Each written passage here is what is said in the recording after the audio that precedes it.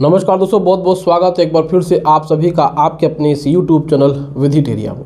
दोस्तों मैं हूं एडवोकेट मंजीत त्रिपाठी।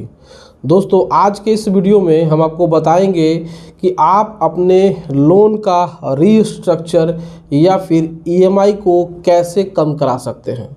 जी हाँ दोस्तों, अभी आपके पास मान लीजिए कि आपका लोन सिक्योर्ड लोन है या अनसिक्योर्ड लोन है और आपके पास अभी फंड नहीं है, अभी आपकी ईएमआईज़ जा रही हैं, लेकिन आने वाले समय में आपके पास पैसा नहीं होगा उतना जितना आपकी ईएमआई या फिर इंटरेस्ट जा रही है। तो आपको डर लग रहा है कि आप आने वाले महीनों में आप डिफ़ॉल्ट कर जाएंगे और आपको साथ ही साथ इस बात का भी डर है कि हम अगर एक बार डिफ़ॉल्ट कर गए तो बैंक हमें बहुत परेशान करेगी।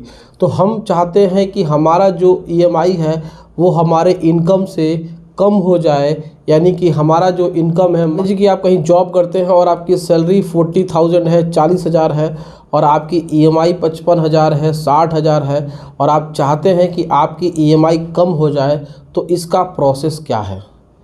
बहुत सारे ऐसे लोग हैं जिन्होंने लोन लिया हुआ है, सिक्योर्ड हो चाहे अनसिक्योर्ड लोन है, लेकिन वो किसी तरीके से अभी तक अपने ईएमआई को समय पे कर रहे थे। लेकिन अब आने वाला जो समय है वो बहुत ही मुश्किल भरा होने वाला है, क्योंकि उनका जो ईएमआई और प्लस जो घर के खर्चे हैं या अदर एक्सपेंसेस हैं वो ज़्यादा हो रहे हैं और उनकी इनकम अब कम हो रही है। तो अब वो चाहते हैं कि हमारा जो ईएमआई है, मान लीजिए आपकी ईएमआई 20,000 है तो वो 15,000 हो जाए, तो ईएमआई हमारी कम हो जाए। तो इसका प्रोसेस क्या है, ये बात आज के वीडियो में हम बताने वाले हैं। वीडियो पूरा देखिएगा और अंत तक देखिएगा, वीडियो आपके बहुत ही काम की होने वाली है। दोस्तों देखिए, अगर आप अपने ईएमआई को या फिर आप अपने लोन को रीस्ट्रक्चर कराना चाहते हैं तो उसके लिए आपका जो लोन है वह एनपीए में नहीं होना चाहिए। इसका सबसे पहला शर्त यही होता है कि लोन या फिर ईएमआई को रीस्ट्रक्चर कराने के लिए एनपीए से वो बाहर होना चाहिए।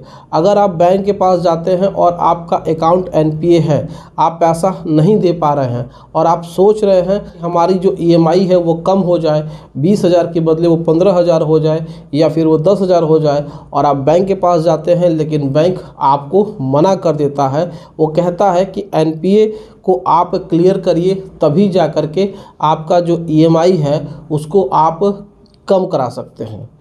तो यहाँ पर तो ये प्रोसेस हो गया कि ठीक है, चलिए हम एनपीए से बाहर करा लेते हैं और आप हमारे ईएमआई को कम कर दीजिए। लेकिन रुकिए, इसके बाद जो सबसे महत्वपूर्ण बात है उसको भी जानना बहुत ज़्यादा ज़रूरी है। मान लीजिए कि आप ब्रांच में जाते हैं और मैनेजर से कहते हैं कि ठीक है, मेरा जो भी ओवरड्यू है हम उसको पेमेंट करके अपना जो भी एनपीए है उससे स्टैंडर्ड कर लेते हैं, पीए कर लेते हैं और उसके बाद आप हमारे अकाउंट को रीस्ट्रक्चर कर दीजिएगा, हमारी ईएमआई कम कर दीजिएगा। लेकिन आपने किसी प्रकार से कोई भी लिखित रूप में बैंक से नहीं लिया और बैंक के मैनेजर के कहने पे आपने अपना अकाउंट में पैसे डाल दिए। अब बैंक के मैनेजर ने कहा कि देखिए, आपने जो पैसा पेमेंट किया है, अपना ओवरड्यू पेमेंट किया है, वो जो पैसा था वो आपकी पेनल्टी में एडजस्ट हो गया। अब ऊपर से अप्रूवल नहीं है, अब आपको पूरा का पूरा पैसा देना पड़ेगा। तो यहाँ पर आपके ऊपर दोहरी मार पड़ जाएगी।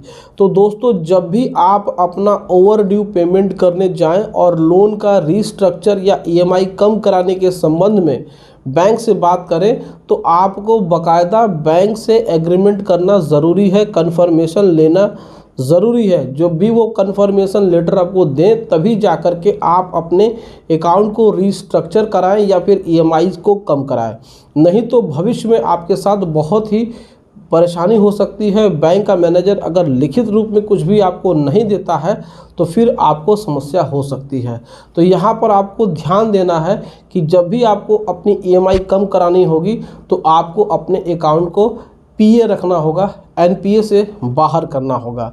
एनपीए से बाहर करने के लिए आपको बैंक से कन्फर्मेशन लेटर लेना है कि ठीक है हम अपना ओवरड्यू पेमेंट कर देते हैं, तो आप हमें लिखित में दें। जैसे ही हम अपना ओवरड्यू पे कर देंगे आप हमारे अकाउंट को रिस्ट्रक्चर कर देंगे, मेरी जो ईएमआई है आप उसको कम कर देंगे।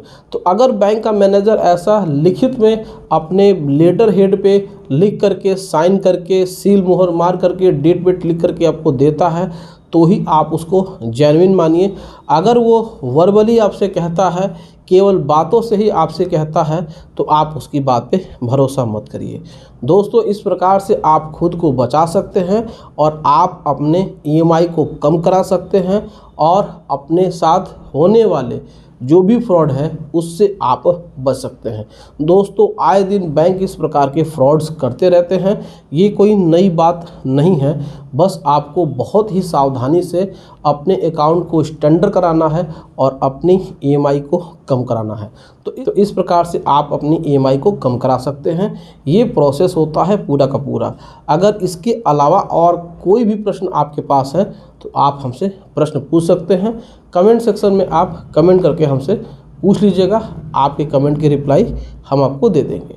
तो दोस्तों, अगर आपने भी किसी बैंक से कोई भी लोन लिया है और बैंक वाले आपके ऊपर लीगल एक्शन ले रहे हैं तो स्क्रीन पे दिए हुए व्हाट्सएप नंबर पे आप संपर्क करिए और घर बैठे ही लीगल एडवाइस ले सकते हैं।